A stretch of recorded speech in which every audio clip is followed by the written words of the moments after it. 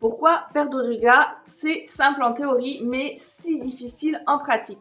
En théorie, c'est simple, tu manges moins ce que tu dépenses, tu perds du gras. Mais en pratique, ton cerveau et ton corps ne fonctionnent pas vraiment comme ça. On va prendre une analogie avec ton salaire, tes charges, etc. Imagine ton métabolisme, c'est ton salaire mensuel de 2000 euros. Et ce que tu manges, c'est tes dépenses. Et depuis des années, tu dépenses 4000 euros. La différence entre les deux, c'est la dette et donc ta graisse accumulée. Pendant longtemps, tout va bien, personne ne te dit rien. Et puis un jour, le banquier, il t'appelle et te dit « Maintenant, il faut tout rembourser ».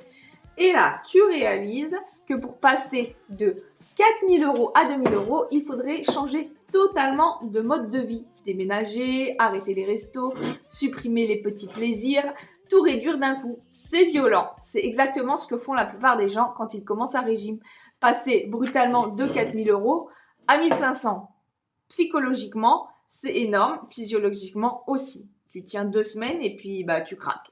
Parce que l'écart, il est trop grand. Donc la vraie stratégie, ce n'est pas de tout couper d'un coup. C'est d'y aller progressivement. Par exemple, la première semaine, tu supprimes les soldats.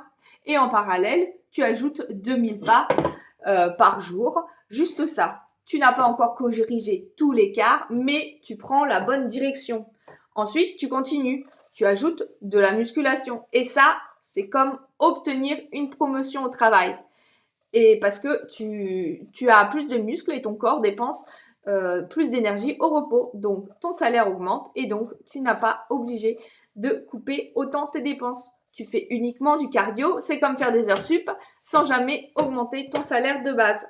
Tu t'épuises et ça ne change vraiment rien à la structure. Donc, le jeu gagnant, c'est d'augmenter progressivement ton métabolisme tout en réduisant intelligemment tes apports.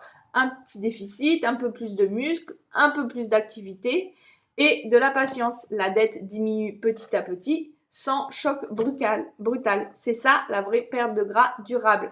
Donc, si cette analogie t'a aidé, pense à enregistrer la vidéo.